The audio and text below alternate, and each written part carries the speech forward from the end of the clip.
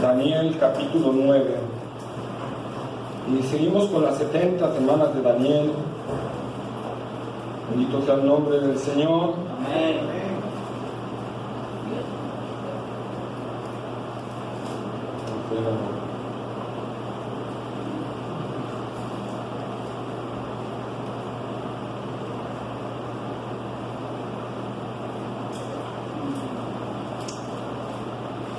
Amén. Y vamos a leer del versículo 20, vamos a leer hasta terminar el capítulo, el 27. Leo uno yo y uno ustedes. Aún estaba hablando y orando, perdón, ya están todos, disculpen. Todos de pie, por favor, todos con la cita. Amén. Dice, aún estaba hablando y orando y confesando mi pecado y el pecado de mi pueblo Israel, y derramaba mi ruego delante de Jehová mi Dios por el monte santo de mi Dios. Y aún estaba hablando de oración cuando el varón Gabriel, a quien había visto la visión al principio, volando con presteza, vino a mí como a la hora del sacrificio de la tarde. Y me hizo entender y habló conmigo, diciendo, Daniel, ahora he salido para darte sabiduría y entendimiento. Al principio de tu ruego fue dada la orden, y yo he venido para enseñártela, porque tú eres mi amado. Entiende pues la orden y entiende la visión. 70 semanas están determinadas sobre tu pueblo y sobre tu santa ciudad, para terminar la prevaricación y poner fin al pecado y expiar la iniquidad, para traer la justicia perdurable y sellar la visión y la profecía y ungir al santo de los santos. Sabe pues y entiende que desde la salida de la orden para restaurar y edificar Jerusalén hasta el Mesías príncipe habrá 7 semanas y 62 semanas, y se volverá a edificar la plaza y el muro en tiempos angustiosos. Y después de las 62 semanas se quitará la vida al Mesías, mas no por 5. Y el pueblo de un príncipe que ha de venir destruirá la ciudad y el santuario, y su fin será con inundación, y hasta el fin de la guerra durarán las devastaciones. Todos juntos. Y por otra semana confirmará el pacto con muchos. A la mitad de la semana hará cesar el sacrificio y la ofrenda. Después, con la muchedumbre de sus abominaciones, vendrá el desolador, hasta que venga la consumación y lo que está determinado se derrame sobre el desolador. Amén. Oremos.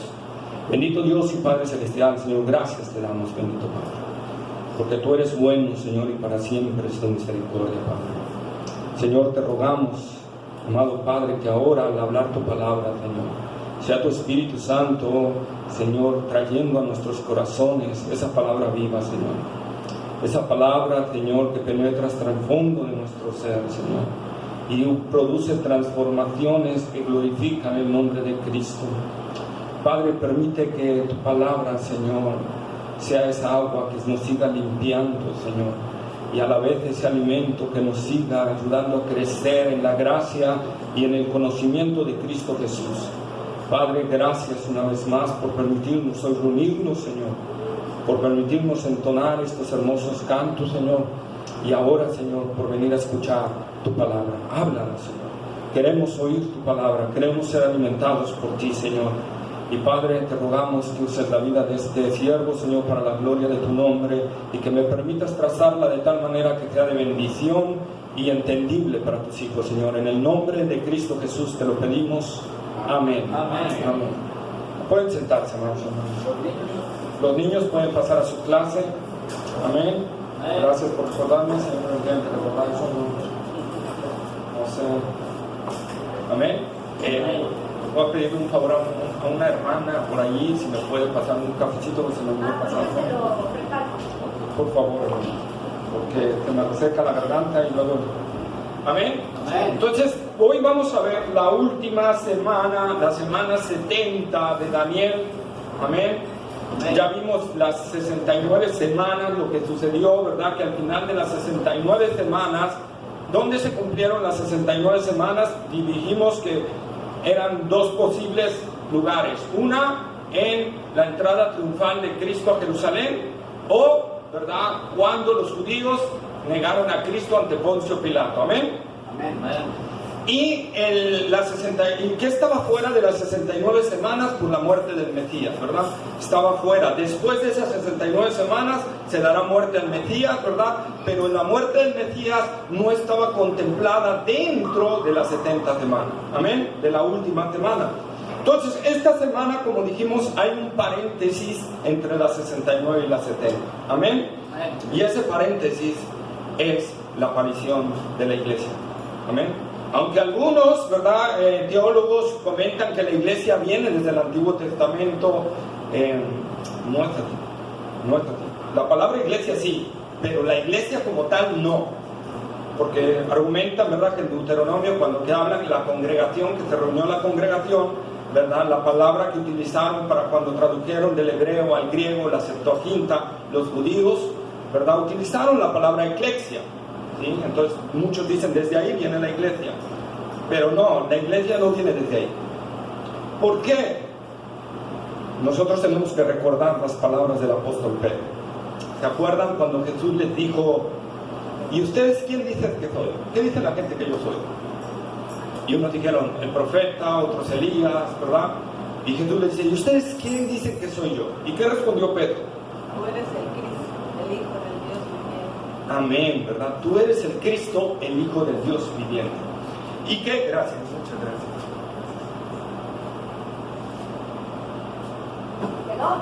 Exacto.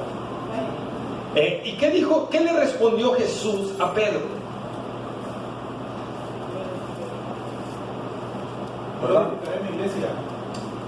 Amén. Yo también, que te digo, tú eres Pedro, pero al final la parte interesante es esa, ¿verdad? Sobre esto edificaré a mi iglesia. ¿En qué tiempo está edificaré? Presente. No, futuro. Está en futuro, ¿verdad? O sea que todavía la iglesia no estaba siendo edificada. Amén. Y si nosotros vamos a los escritos de Pablo, nosotros vamos a encontrar que Pablo dice que la iglesia está fundada sobre el fundamento de los apóstoles y profetas. Por lo tanto, ¿cómo podía existir la iglesia desde antes si no había fundamento? ¿Verdad? Entonces, amados hermanos, no se confundan ahí, porque algunos de los predicadores que oímos en YouTube manejan este punto de vista. Tengan cuidado en la escatología, ¿verdad? Porque ellos manejan esta cuestión y tenemos que tener mucho cuidado. Jesús dijo que iba a edificar su iglesia. Pablo dice que la iglesia está edificada sobre el fundamento de los apóstoles y profetas. Por lo tanto, si no hay fundamento, no hay iglesia todavía. Amén. Entonces la iglesia surge a partir de Pentecostés, y ahí empieza el paréntesis. ¿Y cuándo termina el paréntesis para que inicie la semana 70? Bueno, inicia con el arrebatamiento de la iglesia. Amén. La iglesia es arrebatada. ¿Por qué? ¿Por qué la iglesia tiene que ser arrebatada antes de que entre la semana 70? Porque recordemos que las 70 semanas, ¿para quién son? Para Israel y la santa ciudad, para Jerusalén. Amén. 70 semanas están determinadas para tu pueblo, tu santa ciudad. Por lo tanto, el paréntesis que te abre, que es la iglesia, amado hermano, la iglesia se va porque Dios regresa en su trato con Israel. Amén.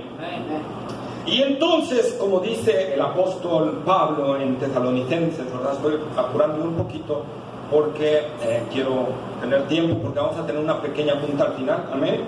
Rápido, y viene el paréntesis para el estudio bíblico.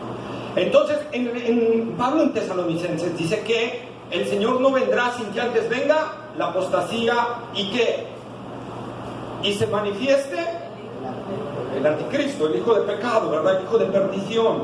Entonces la semana 70 inicia exactamente cuando este hombre toma el poder, ¿sí? Cuando este hombre de pecado toma el poder. Leamos el último versículo, por favor, el 27. Por otra semana confirmará el pacto con muchos. A la mitad de la semana hará cesar el sacrificio y la ofrenda, Después con la muchedumbre de las abominaciones vendrá el desolador hasta que venga la consumación y lo que está determinado se derrame sobre el desolador. Amén, ¿verdad? Entonces, nosotros, amados hermanos, vemos que dice que es cuando van a iniciar la semana 70, cuando este hombre venga y establezca un pacto sobre Israel. ¡Tic! Ahí se activa la semana 70. ¿Sí? Ahí se activa la semana 70. ¿Sí? Nosotros tenemos que ver, hermanos, que aquí, y como dice la palabra ahí, va a establecer un pacto. La palabra en hebreo es más fuerte todavía, hermanos. Va a imponer un pacto. O sea, va a aplicar fuerza, no militar, pero sí quizá amenaza, ¿verdad? ¿Cómo le podríamos decir? Va a, pues sí, imponer sería bueno, ¿no? Imponer por la fuerza, ¿verdad? Ese pacto de paz, ¿no? Va a decirle a lo mejor al pueblo de Israel: o firmas este pacto de paz o te destruyo, ¿verdad? Y entonces Israel va a hacer ese pacto de paz, va a imponer por la fuerza su pacto de paz. Recordemos en Apocalipsis capítulo 5 o 6, donde viene el jinete del caballo blanco, ¿se acuerdan? No Jesucristo, porque ese está hasta Apocalipsis 19, ¿sí? Cuando Jesús abre el sello, el Cordero de Dios abre el sello, el primer sello, dice Juan: y vi un caballo blanco y el que lo montaba, ¿verdad? Y tenía un arco y salió venciendo y para vencer, ¿sí? Este hombre, mediante estrategias, ¿verdad? Y mucha lengua, mucha labia, mucho verbo, como decimos nosotros, y va a tener exactamente un arsenal militar tremendo, pero no lo va a utilizar. Más bien lo que va a ir imponiendo va a ser amenazas. A través de amenazas va a ir él ganando el poder, ¿sí? Y entonces él va a traer una aparente paz a todo el mundo, una paz aparente que te va a mostrar, ¿sí? Ojo, no vamos a ver a profundidad la figura de este hombre, porque esta la vamos a ver en Daniel 11, pero nada más sí quisiera decir: este hombre va a tener un milagro tremendo. Este hombre aparentemente va a morir y va a resucitar. Entonces la gente va a estar admirada de este hombre y va a tener un arsenal tremendo. ¿De dónde va a salir este hombre? Ya lo dijimos cuando vimos Daniel capítulo 7 con el cuerno pequeño. ¿De dónde, hermanos? ¿De dónde va a salir la bestia? A ver, ¿quién se acuerda? Del Imperio Romano. antiguo Imperio Romano, de esa zona, ¿sí? De ahí va a aparecer el anticristo. ¿Se acuerdan de la última bestia que vio Daniel? La cuarta bestia, que era terrible en gran manera, y que tenía en su cabeza 10 cuernos, ¿verdad? Y de esos 10 cuernos salía un cuerno que tumbaba 3, amén. Ese es el cuerno pequeño de Daniel, capítulo 7, ¿verdad? Que es la bestia que estamos nosotros viendo ahorita y que va a llegar a meter hegemonía mundial. Va a ser el último dictador humano mundial, ¿sí? Hitler se va a quedar pequeñito ante este hombre. Hitler solo es una pequeña muestra de lo que va a hacer este hombre, ¿sí? La labia de Hitler no va a ser comparada con lo que este hombre trae. Y ahí dice: entonces hará un pacto con el pueblo de Israel y lo impondrá. Amén. Amén. Entonces, amado hermano, nosotros estamos viendo, ¿sí?, que este hombre llega, pero la iglesia ya tiene que ser quitada. Ojo, las 70 semanas se activa, como dije, cuando empieza el Mesías. El pacto Mesías, bueno, el pacto, sí, el pacto, cuando empieza, ¿verdad? El pacto del anticristo. En Apocalipsis, Daniel nos habla de las 70 semanas, pero la semana 70 nos la habla de una forma breve, reducida. Apocalipsis amplía la semana 70. De tal manera que a partir de Apocalipsis capítulo 4, por favor leamos Apocalipsis 4:1. Después de esto miré, y he aquí una puerta abierta en el cielo, y la primera voz que oí, como de profeta, hablando conmigo, dijo: sube acá, y yo te mostraré las cosas que sucederán después de estas. Amén, ¿verdad? Amén. Entonces, desde Apocalipsis 4, Juan ahí representa el arrebatamiento de la iglesia. ¿Qué dice? Oí una voz que me dijo, sube, ¿verdad? Eso va a ser el arrebatamiento, ¿verdad? Y te mostraré las cosas que han de suceder después de estas. ¿Después de qué? El capítulo 2 y 3, la iglesia. La iglesia. Después de la iglesia, hermanos, viene el arrebatamiento. Y entonces empieza a moverte algo, ¿verdad? Empieza el verbo, el Cordero de Dios recibe el libro y empieza a desatar sus sellos, y en el primer sello, como dije, se manifiesta este hombre de pecado. Amén. Entonces Apocalipsis, desde el capítulo 4 hasta el capítulo 19, en la segunda venida del Señor, es la semana 70 de Daniel. Amén. Bajo ese contexto nosotros tenemos que ver el libro de Apocalipsis, ¿sí?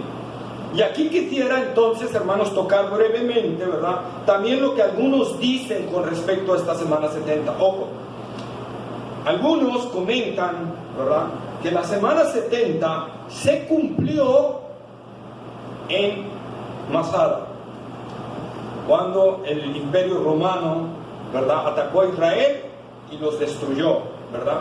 Porque ahí está, ahí se cumplió la 70 semana. ¿Por qué? Porque para ellos, y esta parte del cristianismo, para ellos Israel ya quedó fuera del propósito de Dios. Amén. Entonces ellos tienen que interpretar de alguna manera la semana 70, y tenemos que conocerla, porque es importante conocer todos los puntos de vista y saber por qué nosotros tenemos esta postura. Amén. Entonces algunos creen que después de la muerte del Mesías se activó la semana 70, pero ellos ya no creen que fue de 7 años. Ellos creen que se alargó, ¿verdad?, esa semana 70 hasta el año 70 o 73, cuando fue la destrucción de Jerusalén, y ahí se cumplió la semana 70. Estos son los que hablamos que son amilenialistas preteristas, ¿sí? O sea, en el sentido de que ya se cumplió. Inclusive ellos dicen que el Apocalipsis también ya se cumplió, y se cumplió en Nerón, ¿verdad? Entonces son posturas erróneas acerca de la escatología que nosotros tenemos que conocer, porque nos las vamos a topar, hermanos. ¿Por qué nosotros decimos que la semana 70 aún no se cumple? Y tenemos que ir viendo. Pero quiero antes poner otra postura. Esta es la postura milenialista preterista. Está la postura amilenialista normal, que esta dice que ahorita nosotros somos los que estamos viviendo la semana 70. La iglesia es la que está viviendo la semana 70, y la semana 70 es un número infijo, o sea que no son 7 años, sino que son muchísimos años. Amén. Amén. Y que entonces nosotros estamos viviendo ahorita la gran tribulación. Eso es lo que postulan ellos, ¿verdad? Que Satanás está atado, porque Apocalipsis dice que va a ser atado Satanás, ¿verdad? Y entonces para ellos dicen Satanás está atado, pero está atado en el sentido de que le permite a la iglesia predicar el evangelio. Dios le ató para que no detenga a la iglesia de predicar el evangelio. Cuestión que si nosotros hacemos un análisis de Apocalipsis, ¿verdad?, no dice eso la escritura. ¿Qué pasa aquí, hermanos? ¿Por qué a veces esta postura? Bueno, porque hombres como Agustín de Hipona, excelente teólogo, yo no tengo cosas contra él más que la escatología y algunos otros puntos, pero Agustín de Hipona se dejó influenciar por el helenismo, por su maestro, ¿verdad?, que era Orígenes, que era un helenista 100%. Él enseñó a Agustín de Hipona, y Agustín de Hipona tomó estas posturas, hermano, ¿sí? Y entonces para él el pueblo de Israel ya había sido desechado, ¿verdad?, y que solo va a ser envuelto en el juicio del gran trono blanco, y que allí Israel va a ser salvado, para Agustín de Hipona. ¿Sí? Entonces, como este teólogo tuvo mucha fuerza, y ojo, ¿qué pasaba en Israel en esos años, por el año 300 o 400 después de Cristo? Israel no era nación, Israel estaba desaparecido, Israel estaba dispersado por varias partes del mundo. Entonces muchos interpretaban, decían, ¿cómo va a ser que venga Cristo a reinar sobre Jerusalén si Jerusalén ya no están los judíos? Entonces esto tiene que interpretarse de otra manera, ¿verdad? Y entonces lo empezaron a alegorizar. Ese es el problema de muchas posturas, ¿sí? Que empezaron a alegorizar. Bueno, a lo mejor Cristo no viene literalmente a reinar, Él ya está reinando desde su trono. El trono de David es el trono del cielo, y empezaron a hacer interpretaciones no textuales, sino alegóricas. Amén. Y entonces eso llevó a malas interpretaciones de la semana 70. Inclusive algunos fieles en la antigüedad, ¿verdad?, que sostenían lo que nosotros hoy sostenemos, que eran pocos, se burlaban de ellos, porque decían, ¿dónde está el Israel? ¿Dónde está, según tu Israel? ¿Dónde?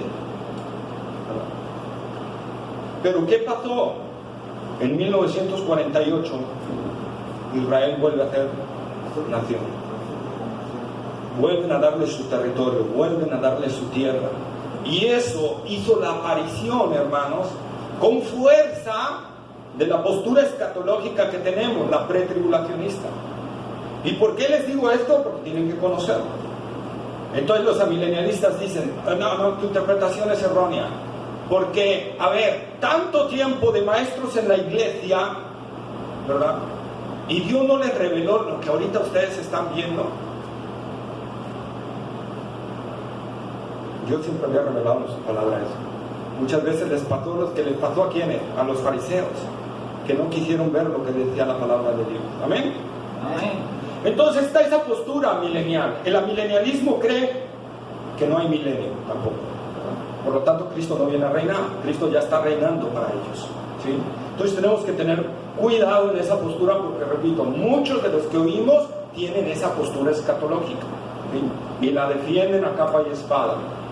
Entonces, desde, hermanos, los padres de la iglesia hubo dos divisiones: el premilenialismo y el amilenialismo. Nosotros somos premilenialistas, pretribulacionistas. Amén.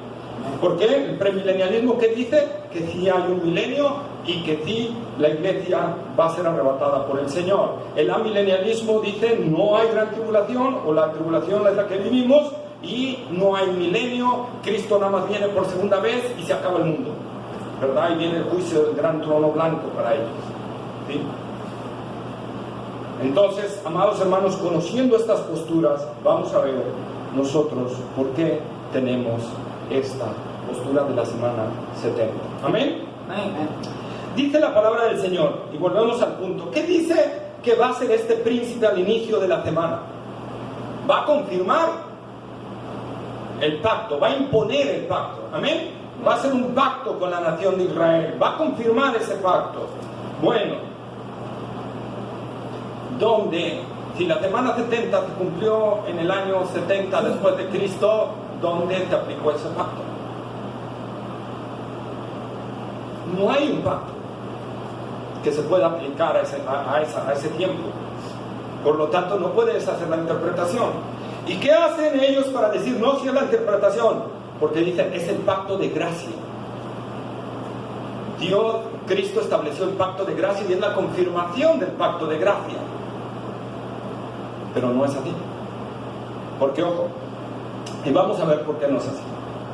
¿Sí? Cristo estableció el pacto de gracia ¿cuándo, hermanos? Cuando murió en la cruz del Calvario. Y no lo impuso a la fuerza. Esa es una. No lo impuso a la fuerza. Y dos, tenemos que ver, amados hermanos, la interpretación. Las otras 69 semanas, ¿de cuántos años han sido cada día de ellas? De 7 años. De 7 años cada día de ellas.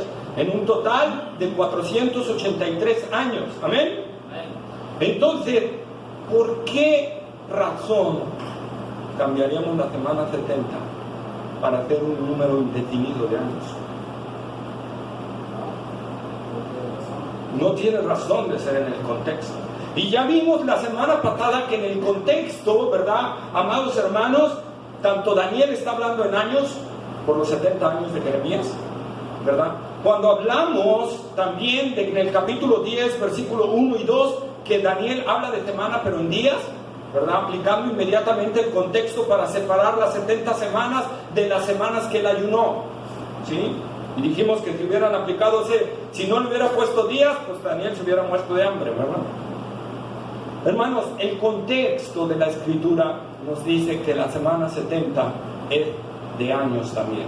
Es decir, cada día un año. Por lo tanto, si es una semana, ¿cuántos años va a durar? 7 años. 7 años. Perdón, un día por año. 7 años, ¿verdad? 7 años la gran tribulación, hermano. La muerte de Cristo fue en el año, se supone que 33 después de Cristo. Aplíquenle los 7 años. No cuadra con el año 70 después de Cristo, ¿verdad? Entonces estamos viendo, hermanos, que la Escritura nos dice que tenemos que interpretarlo como 7 años. ¿Amén? Amén. Ahora, yo quisiera, por favor, amados hermanos, que viéramos un poquito más. ¿Sí? Vamos a Mateo.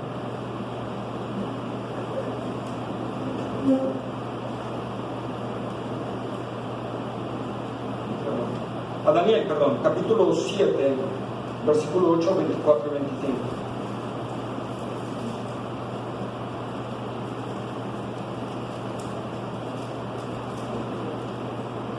Siete, 24, 25.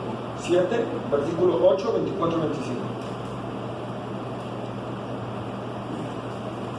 Mientras yo contemplaba los cuernos, he aquí que otro cuerno pequeño salía entre ellos, y delante de él fueron arrancados 3 cuernos de los primeros.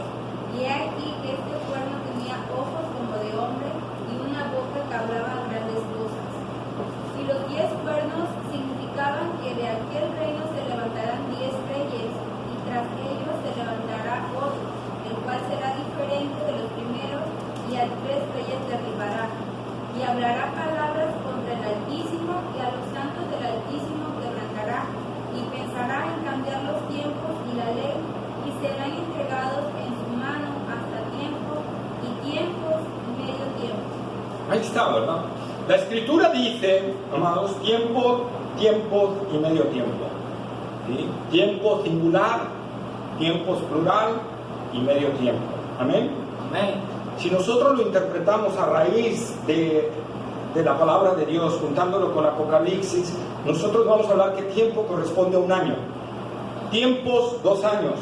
Y medio tiempo, medio año. Por lo tanto, son 3 años y medio. Que vamos a ver mediante la Escritura que esos 3 años y medio son los 3 años y medio de persecución terrible que viene sobre el pueblo de Israel. Otra vez leamos el versículo 27, la segunda parte del versículo 27, después que dice, confirmará el pacto con muchos.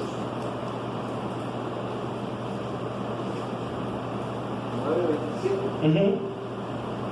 Y por otra semana confirmará el pacto con muchos. A la mitad de la semana hará cesar el sacrificio y la ofrenda. Después, con la muchedumbre de las abominaciones, vendrá el desolador hasta que venga la consumación, y lo que está determinado se derrame sobre el desolador. Entre la primera semana establece el pacto, inicia la semana, pero a la mitad de la semana hace un cambio. Y en Daniel capítulo 7, versículos 8, 24 y 25, dice que viene una gran persecución sobre los judíos. Amén. Entonces nosotros vemos, amados hermanos, una vez más, que la palabra de Dios nos está diciendo esta parte de la palabra del Señor, ¿sí? Que Cristo no puede ser ese príncipe, porque ellos es lo que asumen, ¿verdad? Que el príncipe que está hablando, el príncipe que ha de venir es Cristo. Pero no, el príncipe que ha de venir, ¿quién va a ser? El anticristo, la bestia. Por lo tanto, el que establecerá el pacto, ¿quién va a ser? El anticristo. El contexto inmediato es lo que me está diciendo. El anticristo. Por lo tanto, el pacto que ellos dicen de gracia para querer justificar su semana 70 no puede ser, porque el mismo contexto de Daniel me está diciendo que va a ser el anticristo el que haga esto, a menos que interpretemos que Cristo es el anticristo. Y entonces, amados hermanos, nosotros tenemos que ver esta parte, ¿sí? ¿Quién va a establecer el pacto y lo va a imponer? Va a ser el príncipe de un pueblo que ha de venir. Pero ese príncipe de un pueblo que ha de venir es el pueblo que iba a destruir a Jerusalén. ¿Quién fue el pueblo que destruyó a Jerusalén? ¿Quién fue el pueblo que destruyó Jerusalén, hermanos? Los romanos. Los romanos. ¿Sí? Entonces, el príncipe va a salir de ese pueblo romano. ¿Jesús salió del pueblo romano? No. Entonces, amados hermanos, y dice, y este príncipe va a establecer un pacto con ellos y luego los va a perseguir grandemente, ¿verdad?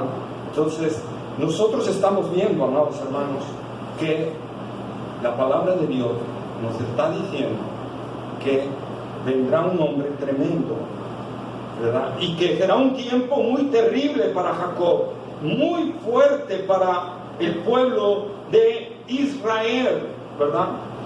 La segunda mitad será una persecución que nunca antes se había visto. Vamos a Zacarías capítulo 13, versículos 8 y 9.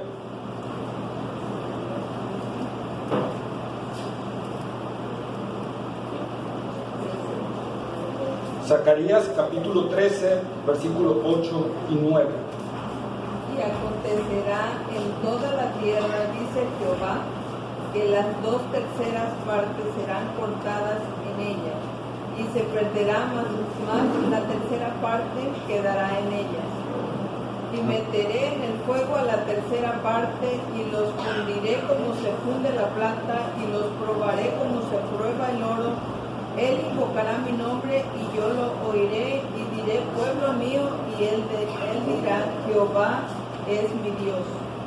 Amén, ¿verdad? Entonces dice, las 2/3 partes van a ser aniquiladas. Y quedará una 3/4 parte. Y esa 3/4 parte será metida en un fuego extremo. Y al final ellos dirán, Jehová mi Dios, y Dios dirá, pueblo mío. Ahí mismo en Zacarías, pero ahora capítulo 14, versículo 1 y 2. Que hable otro, hermano. A ver, otro que tenga por ahí, por favor, alta voz.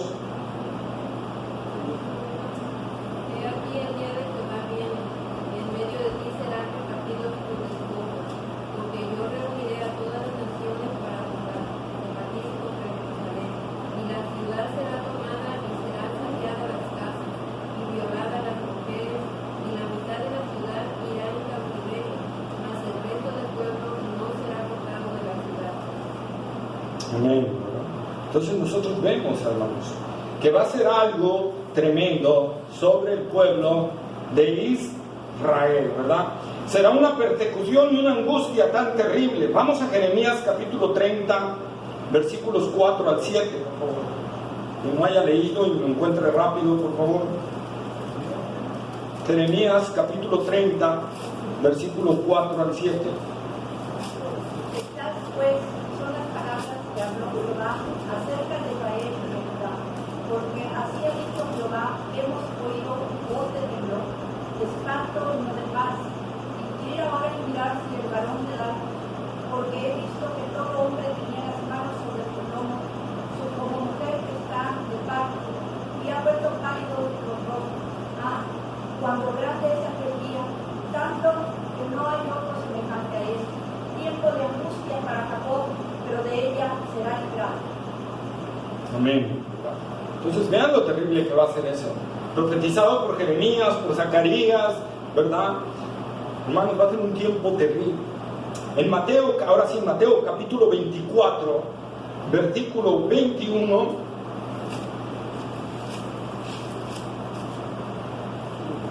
Porque habrá entonces gran tribulación, cual no la ha habido desde el principio del mundo hasta ahora, ni la habrá.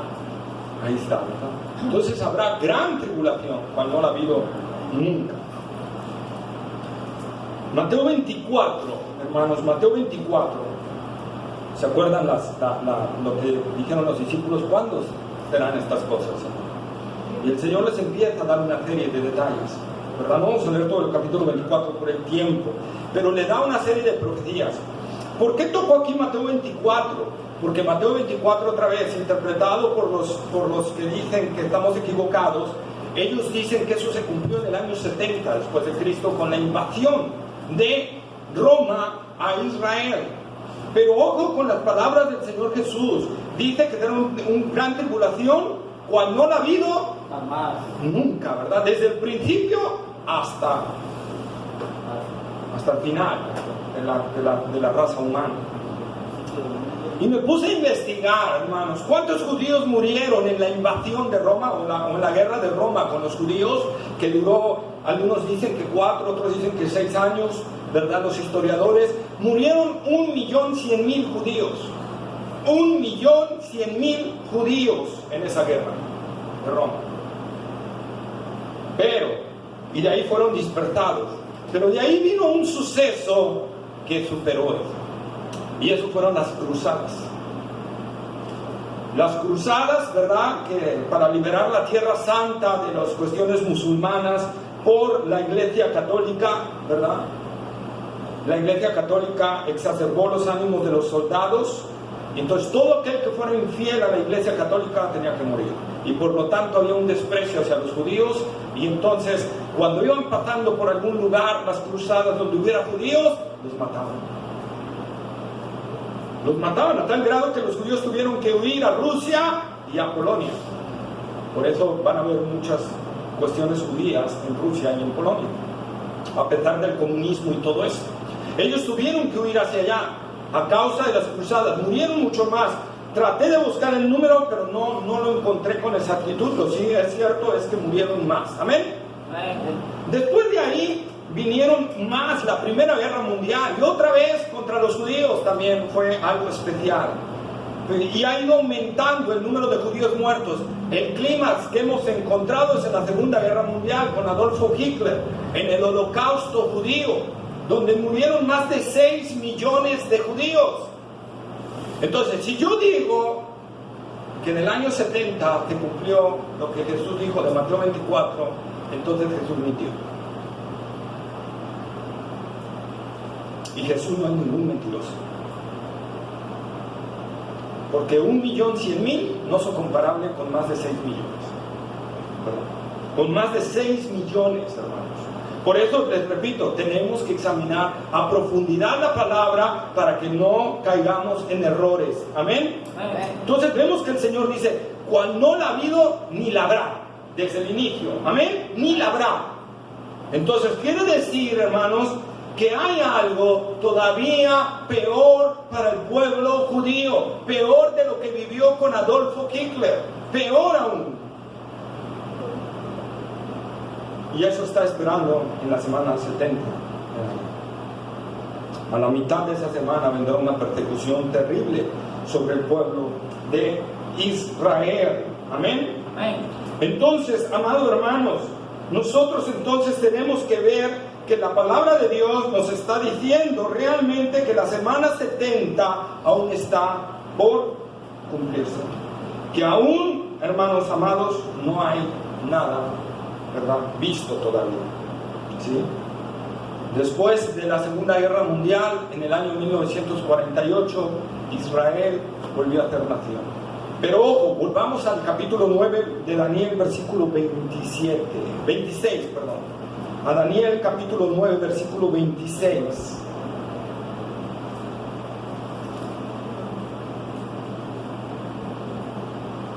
Después de las 72 semanas se quitará la vida al Mesías, mando por sí, y el pueblo de un príncipe que ha de venir destruirá la ciudad y el santuario, y su fin será con inundación, hasta el fin de las tierras durarán las devastaciones.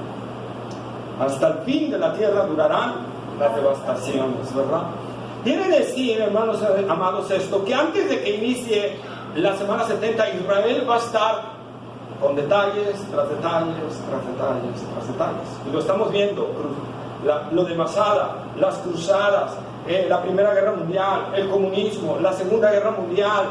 En 1948 vuelve a ser nación, pero se levantan naciones árabes a tratar de destruir a Israel, ¿verdad? Pero ahí no hubo casi muertes, ¿sí? En 1977 otra vez se levanta una gran alianza de países árabes para tratar de destruir a Israel, ¿verdad? Y Israel vuelve a sobrevivir y están en guerra tras guerra como ahorita, que están luchando con los países árabes y con los terroristas para subsistir. Entonces ustedes están viendo, hermanos, que Israel no ha tenido paz en todo este tiempo. No ha habido paz para el pueblo de Israel, porque ahí lo está diciendo la profecía, que van a estar como, hermanos, ¿verdad? Entonces, amados hermanos, vemos cosas. ¿Y cuándo aparentemente va a entrar una paz? Cuando entre este hombre de pecado, ¿verdad? Cuando entre este hombre de pecado, ponga a Israel en una paz, ¿verdad? En una paz. A tal grado va a ser la paz que les va a dar, les va a permitir construir el templo que tanto están esperando. Si hoy ven las noticias, Israel ya tiene todo para construir el tercer templo. Todo lo tienen prefabricado, todo. Genéticamente volvieron a hacer a la vaca alazana que había dejado de existir, porque esa la necesitan para el día de la expiación. Tiene que ser una vaca alazana. Esa vaca había dejado de existir, genéticamente la volvió a hacer el pueblo judío. Ya la tienen otra vez para los sacrificios. Estamos viendo que todo se está perfilando para allá. ¿Cuál es el problema por el cual no se está estableciendo el tercer templo? ¿Por qué? Hay una mezquita. Porque el templo de Salomón está abajo de la mezquita que está ahí en Israel, que es una de las mezquitas, la segunda más importante de todo el Islam. Entonces ustedes imagínense que Israel destruyera esa mezquita, se le vienen todos los países árabes encima, y todos los musulmanes de Europa y todos se le vendrían encima a Israel. Por lo tanto, Israel no puede construir. Entonces Israel está esperando algo que suceda. ¿Qué va a suceder? Este hombre que va a venir a darle ese pacto, imponer ese pacto no solo a Israel, sino también a los países árabes. Entonces, amado hermano, nosotros estamos viendo, amados, que nuestra postura tiene mucha razón bíblica para la cual nosotros, o fundamento para el cual nosotros basarnos, y hasta el fin de las desolaciones. Israel sigue sufriendo y sufriendo, ¿sí? La primera mitad será impuesta por fuerza, pero habrá paz, habrá una paz, habrá un relax para el pueblo de Israel, ¿sí? Vamos a Apocalipsis capítulo 6, versículo 1 y 2.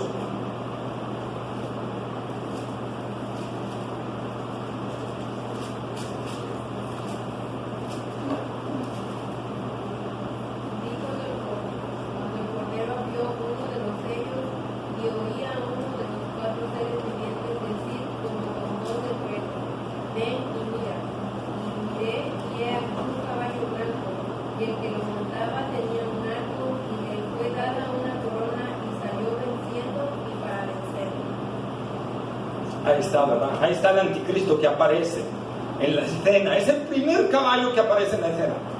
El inicio de la gran tribulación. El primer caballo que aparece es a este hombre, ¿verdad?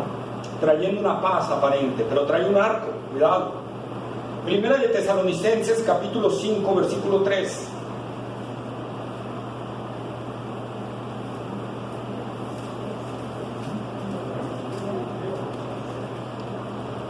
Cuando digan paz y seguridad, entonces vendrá sobre ellos destrucción de la cocina con los dolores de la mujer, encinta y no escapará. Ahí está, ¿verdad? Y entonces cuando digan paz y seguridad, wow, Israel va a decir paz y seguridad, vaya, ya lo necesitábamos, ¿verdad? Este de seguro es nuestro Mesías, porque quizá lo más seguro, y debe ser aquí, que este hombre de pecado sea judío. Y entonces dirán, este es nuestro Mesías, porque nuestro Mesías trae paz y seguridad. Y entonces cuando digan paz y seguridad, dice el apóstol Pablo, vendrá sobre ellos destrucción repentina. Destrucción repentina. Amados hermanos, a la mitad de la segunda semana se desata esto. ¿Cuál es el segundo caballo de Apocalipsis 6 que se desata? Versículos 3, 4. Cuando abrió el segundo sello, oí al segundo ser viviente que decía, ven y mira. Y salió otro caballo bermejo, y el que lo montaba le fue dado poder de quitar de la tierra la paz, y que se matasen unos a otros, y se le dio una gran espada. Ahí está. ¿Cuál es el segundo caballo? Primer caballo, paz por la fuerza. Segundo caballo, guerra.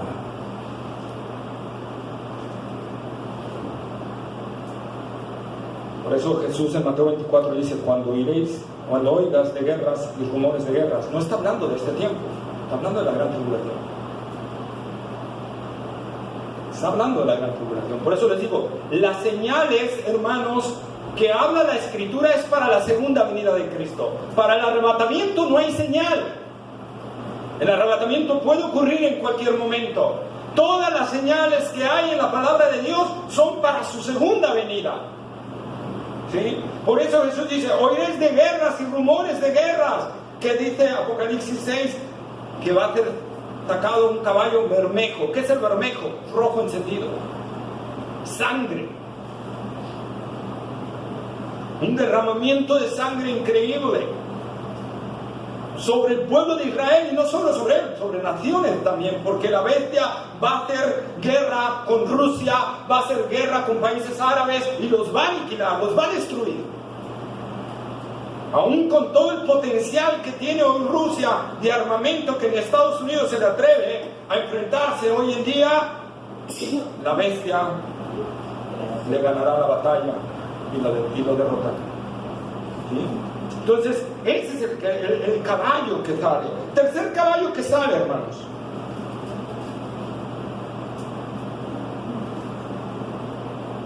Cuando abrió el tercer sello, oí el tercer ser viviente que decía, ven y mira, y miré, y he aquí un caballo negro, y el que lo montaba tenía una balanza en la mano, y oí una voz de en medio de los 4 seres vivientes que decía, 2 libras de trigo por un denario, y 6 libras de cebada por un denario, pero no dañes el aceite ni el vino.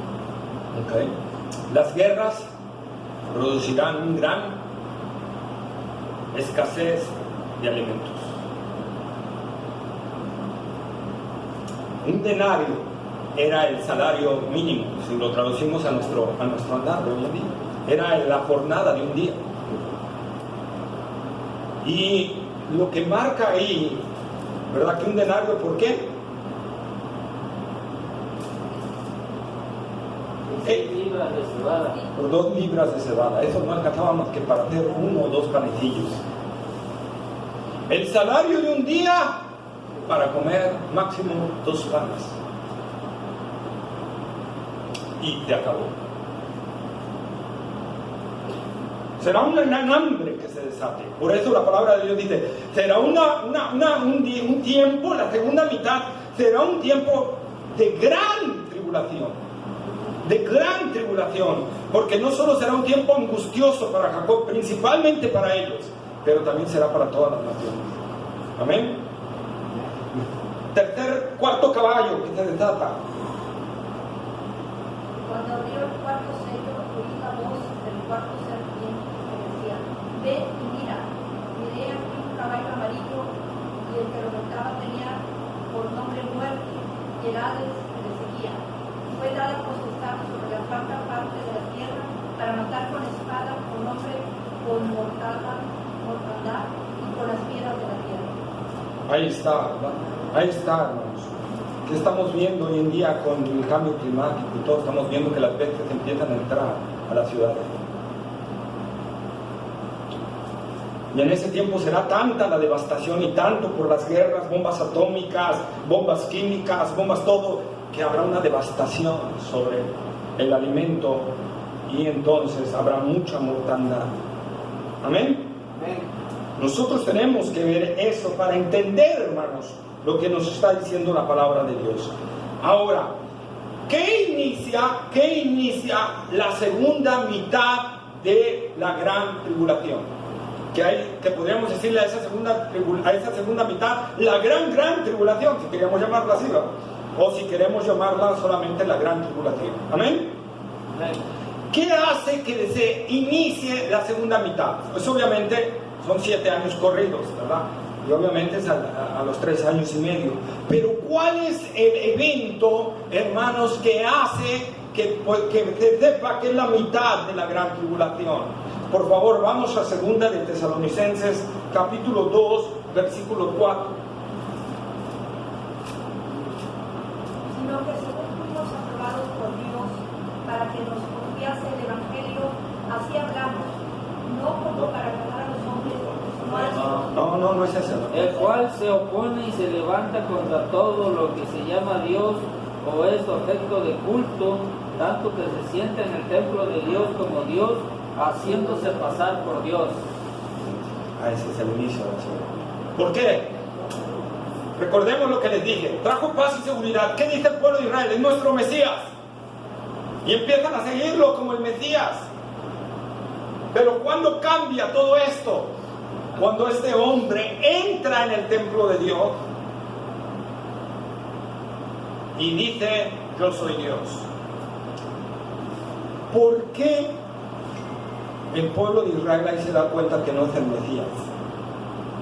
Si Jesús dijo: yo soy Dios.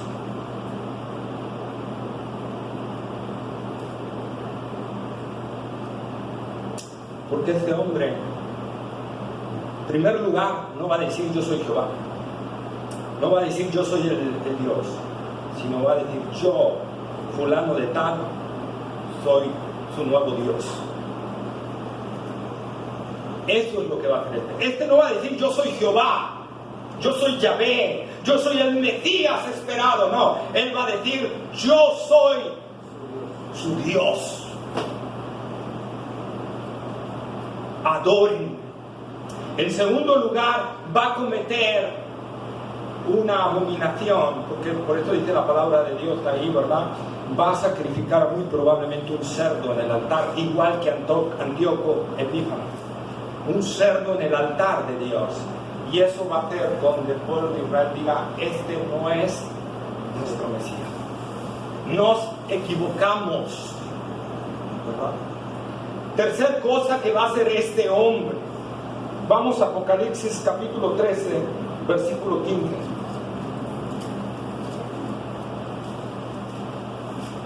Apocalipsis 13, 15. Y se le permitió infundir aliento a la imagen de la bestia, para que la imagen hablase y hiciese matar a todo el que no la adorase. Muy probablemente, hermanos, esta imagen, se hizo una imagen, la va a posicionar el hombre de pecado, la bestia o el falso profeta en el templo de Dios.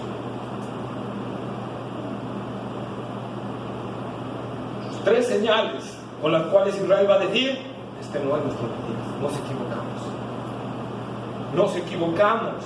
Y entonces el hombre de pecado, la bestia, este ser terrible, este dictador, se va a quitar ahí en ese momento su máscara de amor, de seguridad, de piedad, y entonces va a mostrar lo terrible y satánico que es al ver que el pueblo de Israel le está dando la espalda. Porque, ojo, la bestia, el hombre de pecado, tiene una meta principal. Hay una meta principal que tiene. ¿Saben cuál es esa meta principal que tiene? Destruir, aniquilar al pueblo de Israel.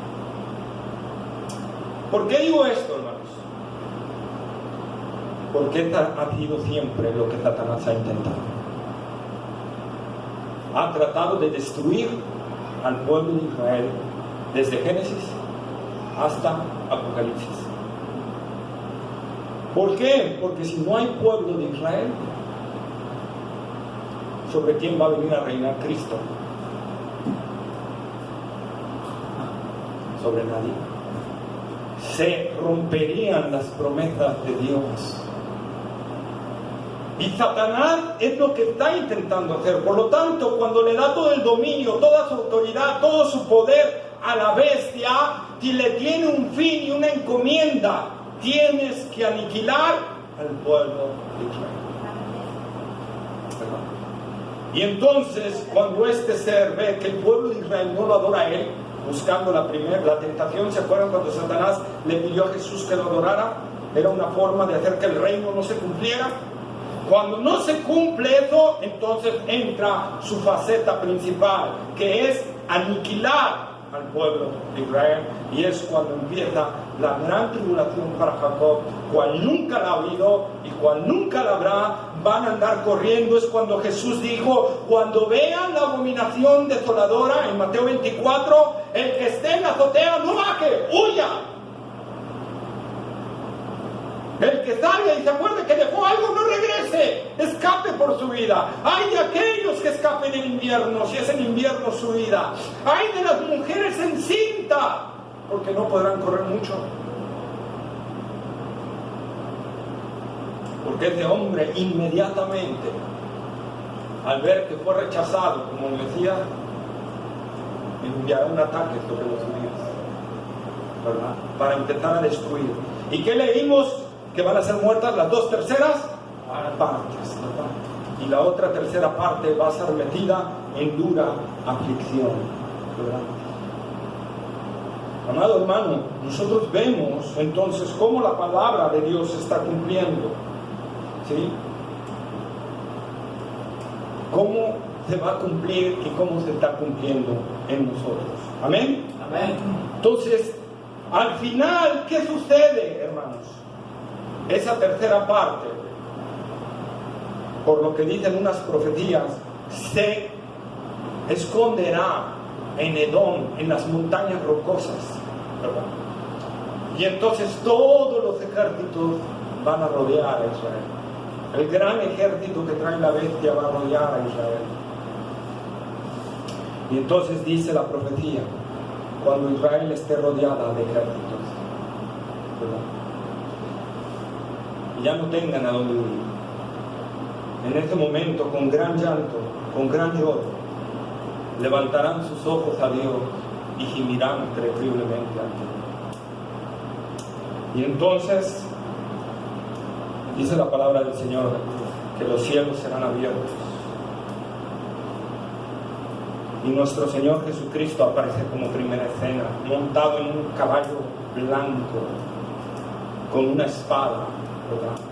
Y un cinto que dice el verbo de Dios, Rey de reyes, Señor de señores.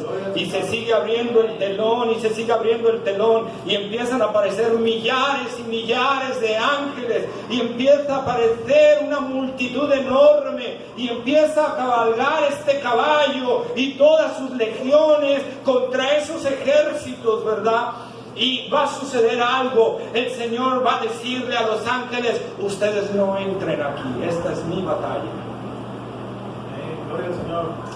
Y dice la palabra del Señor que va a aplastar a todos los ejércitos que vinieron contra Israel, que la sangre de ellos salpicará hasta los montes más altos, y a la bestia, al hombre de pecado y al falso profeta los agarrará vivos y los lanzará directamente al lago de fuego y azufre. Amados hermanos, la historia en Daniel 9:27, la historia termina en un hombre de pecado aparentemente dominando. Aparentemente dominando. Pero si recordamos el versículo 24, nos habla de una victoria final. Y esa victoria final nos la amplía Apocalipsis cuando viene el Rey de Reyes y el Señor de Señores a pelear por su pueblo. Amén. Amén. Amén. Por último, quisiera que notáramos algo, hermanos. De Apocalipsis 4 a Apocalipsis 20, salvo una pequeña fracción en 19, la iglesia no aparece. ¿Por qué?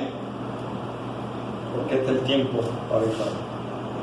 Nosotros estamos arriba, en el cielo, ¿verdad? Nosotros ya fuimos quitados, y dice la palabra de Dios que estaremos en las bodas del Cordero, y que se nos ha, ¿verdad?, permitido vestir de lino fino, lino limpio y resplandeciente. Estaremos, hermanos, gozando de la presencia del Señor mientras Israel está siendo duramente afligido para posteriormente reunirse con nosotros. Amén. Estaremos gozando de la presencia del Señor. Estaremos gozando para siempre, hermanos. Para siempre. Pero yo quiero hoy hablarte algo y decirte algo. Y hoy es el arrebatamiento de la iglesia. Porque todo indica que está muy cerca. Nadie sabe el día y la hora. Pero todo indica que está muy cerca. ¿Por qué? Porque las señales de la segunda venida de Cristo se están dando todas. Y el arrebatamiento tiene que ser antes. ¿Estás preparado para oír la voz del Señor? Amén. ¿Tienes oídos para oír? Amén. ¿Cómo está tu vida delante del Señor? Yo quisiera que inclináramos nuestra cabeza, hermanos, y meditáramos en esta parte. ¿Qué es? ¿Realmente estoy preparado? ¿Realmente mi vida está firme en Cristo Jesús? ¿Realmente he examinado si mi fe es verdadera? Porque Jesús dijo: en aquel día muchos me dirán, muchos, Señor, Señor, si en tu nombre echamos fuera demonios, sanamos enfermos, ¿verdad? Predicamos tu palabra, profetizamos. Y yo les voy a decir: nunca los conocí, apártense de mí, hacedores de maldad. Examinemos nuestra fe. Como dice el apóstol Pablo, para tener la certeza de que nos vamos con Él. Porque si nos quedamos, ya no hay más. Ya no hay segunda oportunidad. Para aquel que estuvo en una iglesia escuchando la palabra del Señor y rechazó la palabra y no se convirtió a la verdad, no hay segunda oportunidad. La palabra de Dios dice que Dios les va a enviar un poder engañoso para que crean en la mentira y adoren a la bestia y se dejen engañar por ella. Es tiempo de ver si somos fieles al Señor, hermanos. Padre amado, Señor, venimos delante de tu presencia para adorarte y glorificarte, para exaltarte a ti, Señor. Padre, te pedimos, Señor, que nos permitas examinarnos a nosotros mismos, Señor, para ver, Señor, si en verdad estamos en la fe. Y si no, Señor, para que tú nos permitas arrepentirnos y creer realmente en el Señor Jesucristo. Señor, porque no podemos vivir de religiones. Necesitamos un encuentro personal con tu Hijo amado, porque es lo único que nos puede llevar a tu presencia. Es el único que puede darnos salvación, porque no hay otro nombre, no hay bautistas, no hay metodistas, no hay presbiterianos, no hay, Señor, otro nombre que nos pueda salvar. Solo Cristo Jesús, solo tu Hijo amado puede traer salvación a nuestras vidas. Solo si hemos nacido de nuevo, si hemos nacido del Espíritu, si hemos creído y nos hemos arrepentido de nuestros pecados, Padre, tú has prometido limpiarnos de toda maldad. Señor, si hay alguien aquí, Señor, que no es y está creyendo que es, que tu Espíritu Santo lo redarguya, Señor, lo compunja de pecado, Señor, y no le deje, Señor, ni dormir ni siquiera, hasta que caiga de rodillas delante de ti, Señor, y clame a Cristo como Señor y Salvador de su vida. Oh Padre amado, no nos dejes, no nos dejes. Como Pablo le dijo a la iglesia de Corinto: examinaos a vosotros mismos si estáis en la fe. No vaya a ser que estéis reprobados. Señor, ayúdanos a examinarnos, Padre. Ayúdanos para plena certeza, como dice el apóstol Pablo, de nuestra salvación. Ayúdanos, Señor. Obra en nosotros, Señor. Y guía nuestras vidas a través de tu palabra, Señor. Y ayúdanos, Señor, a clamar como clama el Espíritu y la iglesia en Apocalipsis. Ven, Señor Jesús. Gracias, Padre, por tu palabra. En el nombre glorioso de Cristo Jesús. Amén. Amén. Hablen a los niños, claro.